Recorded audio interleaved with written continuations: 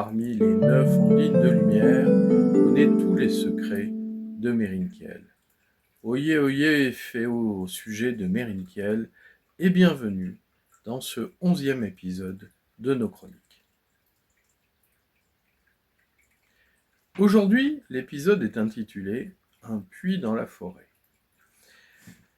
C'est un épisode qui est fragmenté en plusieurs scènes, mais dont la scène principale se résume dans le titre. Les trois princes quittent avec une angoisse particulière, un mauvais pressentiment, la maison d'Oléana Brisbeck, qui leur a donné quelques pistes, mais si vous vous souvenez bien, c'est surtout Ravengard qui a eu l'inspiration et la vision à travers la fenêtre magique de cette sorcière du futur et qui a vu la destination de leur quête, le jardin des 9 ondines de lumière. Où vous retrouverez Fabella, mais pas seulement elle, ses 8 autres sœurs. C'est là qu'ils doivent converger, mais ça n'explique pas pourquoi ils sont aussi angoissés. Alors, en fait, on sait pourquoi, puisque parallèlement, Ahriman a réussi à voir les princes à travers son orbe dont la magie ne pénétrait pas à l'intérieur de la maison d'Oléana Brisbeck, et donc a fait surgir de sa griffe 9 démons qui, à une vitesse prodigieuse, ont traversé tout le continent pour arriver à l'orée de la forêt.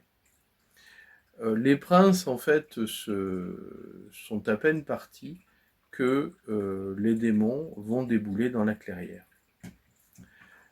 Alors, guidé évidemment par les consignes d'Ahriman, qui a perçu la manière dont les princes ont été accueillis chez Oléana Brisbeck, c'est-à-dire en faisant 3 fois le tour de cette cabane ronde sans porte ni fenêtre, c'est au bout de 3 tours que Oléana les a accueillis. Donc les démons se livrent à la même déambulation à 3 reprises, mais rien ne se passe.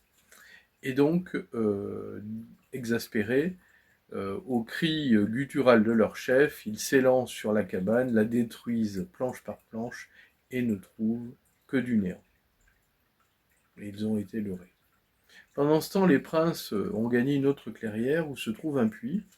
Meskener, qui est peu habitué à de telles expéditions, est assoiffé, donc on profite pour s'approcher de ce fameux puits qui est au centre de l'intrigue de cet épisode.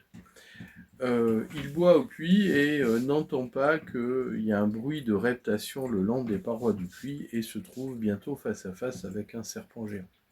Et ce serpent géant, commence par le fixer de ses yeux jaunes en forme de losange et exige mentalement quelque chose qui peine à s'amonceler dans l'esprit, à se clarifier dans l'esprit de Meskener, mais il s'agit évidemment de la clé. Alors que Meskener est comme paralysé, le serpent bondit pour saisir la clé, qui est en forme de pendentif. Meskener a juste la présence d'esprit de l'arracher de son cou et de la lancer dans les airs, où elle est réceptionnée par Ravengard, et le serpent le mord à l'épaule. Le venin est fait effet immédiatement. Meskener fléchit, s'affaisse et effectivement est pris d'un état de faiblesse. La situation semble un peu désespérée et c'est la voix mentale d'Oléana Brisbeck dans l'esprit de Ravengard qui lui indique qu'il a une flûte dans sa besace qui ne lui appartient pas, donc d'où vient-elle? Est-elle apparue par magie ou Oléana l'a-t-elle glissée avant leur départ? Et c'est grâce à cette flûte enchantée que Ravengard va remettre le serpent au puits et qu'ils vont s'enfuir, alors que Eloël a mis Meskener sur son épaule. Cet épisode, pour ceux qui ont quelques connaissances en matière de littérature très ancienne, ou pour les lecteurs passionnés de Gilgamesh, devrait vous y faire penser, puisque c'est directement inspiré d'un épisode de l'épopée de Gilgamesh. C'est lorsque Gilgamesh est allé quérir la plante d'immortalité que, à son retour, alors qu'il a réussi à l'obtenir, un serpent sort du puits et lui dérobe cette plante de l'immortalité. Donc là, c'est un peu un pastiche. J'insiste pas sur la flûte enchantée, il y a eu beaucoup de variations sur le flûtiste qui arrive à charmer ou des rats ou d'autres animaux ou parfois même des enfants pour les conduire là où il le souhaite.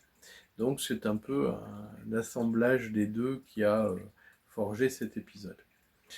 Je vous disais également que cet épisode était un peu fragmenté. On y voit d'autres scènes parallèlement.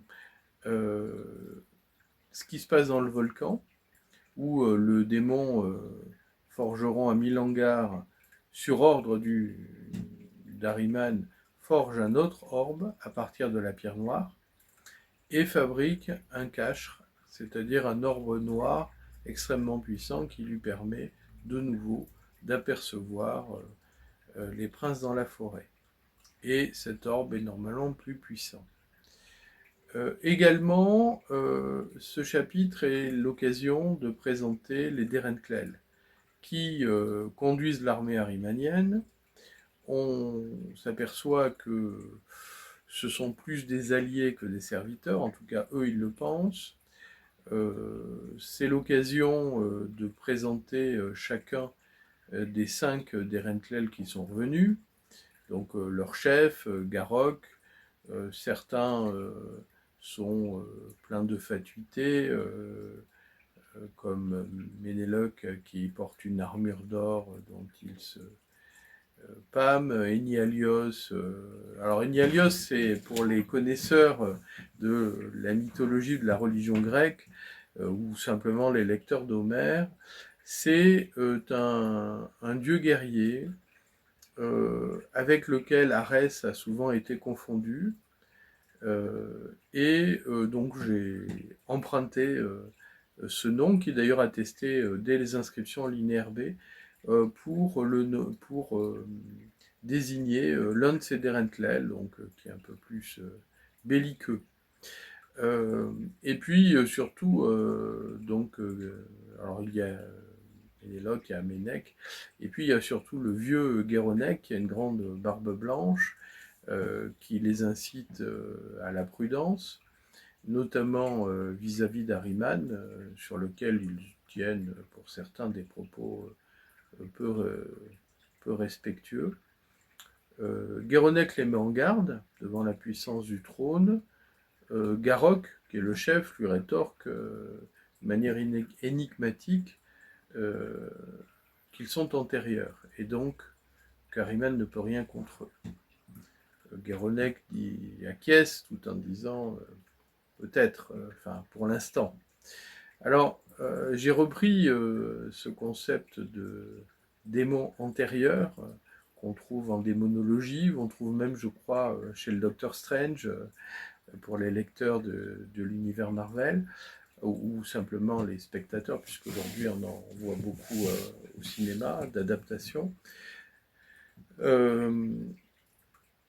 Je ne dévoile pas tout pour l'instant, mais effectivement, cet élément peut avoir son importance en ce qui concerne l'origine des Derenklel, que je développe par la suite en évoquant le passé, puisque ce roman est aussi parsemé à certains moments de récits, sous forme un peu de contes d'ailleurs, mais de temps passé auxquels se réfèrent les personnages. Alors, puisque un peu l'objectif de ces chroniques, c'est de parler un peu de la genèse de l'écriture, Au départ, ces démons, je l'ai peut-être dit dans une chronique précédente, mais est un emprunt à Tolkien. C'était les Balrogs. Alors finalement, dans l'évolution de l'écriture, étant donné que je leur ai donné une personnalité et qu'ils dialoguent entre eux, on s'éloigne évidemment du Balrog, de l'univers tolkienique, dans la mesure où ceux-ci ne parlent pas, sont simplement des incarnations de la peur et d'une magie noire extrêmement puissante. Ici, donc, nous avons ces démons qui, au départ, quand j'ai créé l'histoire, que je la contais sous forme orale, s'appelaient c'était les Balrogs. Lorsque j'ai écrit le roman, dans la première version, je les avais appelés les Thralls. Et c'est mon premier éditeur qui m'avait fait observer comme quoi les éditeurs, quand ils font leur travail, peuvent améliorer l'écriture. Il dit, c'est quand même bizarre, comme tu as des trolls, les trolls et les tralls, c'est un peu... ça fait... enfin, c'est un effet assez curieux.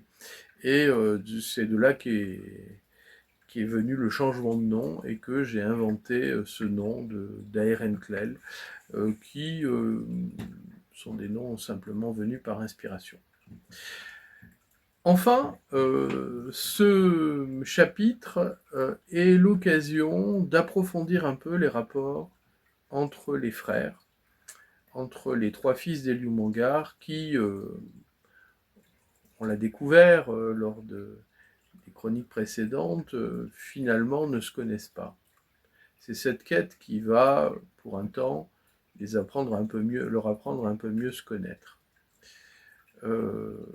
On apprend, alors à travers les pensées de Meskener, que Meskener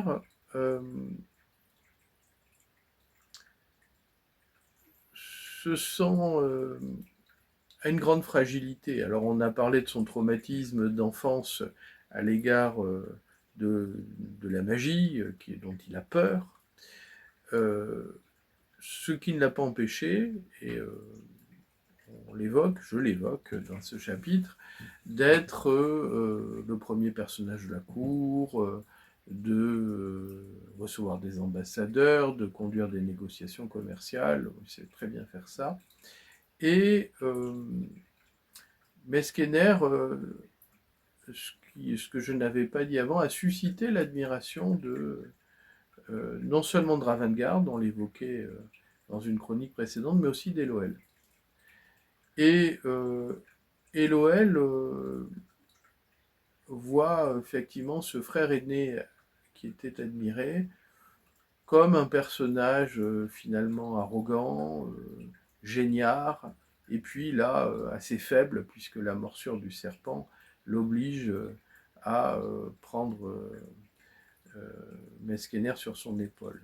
Donc il est assez déçu, et Meskener lui-même jalouse un peu ses frères cadets, se sent humilié par rapport à eux, voit que son rôle d'aîné, il aura du mal à le tenir. Alors ce qui est aussi tout à fait, qui est plus étonnant dans la pensée d'Eloël, c'est qu'il se prend d'une admiration pour Avantgarde, qu'il ne connaissait pas, qu'il voyait surtout jusque-là comme un enfant, et dont on voit qu'il a une sensibilité probable à la magie, ainsi que leur père Eliumangar l'avait. Et donc il y a ce contraste, en tout cas à travers les yeux d'Eloël, entre une forme de déchéance à ses yeux de ce frère aîné admiré, et puis cet intérêt nouveau, presque une admiration à l'égard de leur Benjamin, qui a su finalement leur indiquer le chemin par une forme de prescience qu'il a manifestée dans la cabane d'Oléana. Pour Avantgarde, que j'évoque assez peu dans ce chapitre, c'est... alors à la fois on le voit très, on dirait aujourd'hui très zen, très calme, puisque lors de l'attaque du serpent, il simplement intercepte pratiquement sans effort la clé sous forme de pendentif que Meskener a lancé en l'air. Il étend juste la main et la rattrape, de manière avec une grande équanimité. Et c'est vrai que Ravengard ne montre guère ses sentiments. Il va les montrer, enfin en tout cas au lecteur, lorsque je l'évoque, c'est-à-dire que lorsqu'Eloël a pris en charge sur son épaule Meskener, il ordonne le départ et dit à Ravengard, viens Ravengard. Et c'est tout à fait anodin, mais en fait, c'est la première fois que Eloël appelle son petit frère par son prénom. Et en fait, c'est à la fois tout un symbole, mais finalement, ça le touche beaucoup à Ravengard, de voir que son grand frère le reconnaît dans son individualité.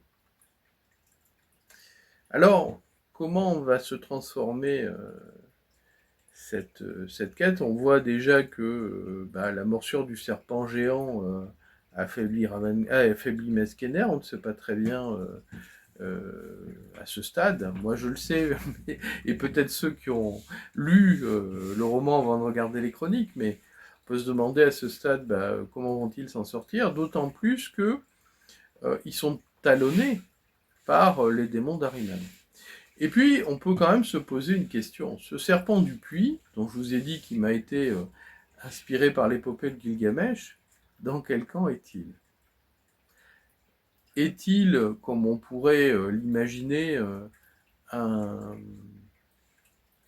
féal, un sujet, un allié, un servant du serpent des nuées? Sert-il Ahriman? Sert-il un troisième maître? Ou finalement c'est une créature simplement ici qui constitue un obstacle sur la quête des princes? Eh bien, je vous laisse méditer sur ces 4 possibilités et vous donne rendez-vous pour notre prochaine chronique qui sera déjà la 12e. À très bientôt.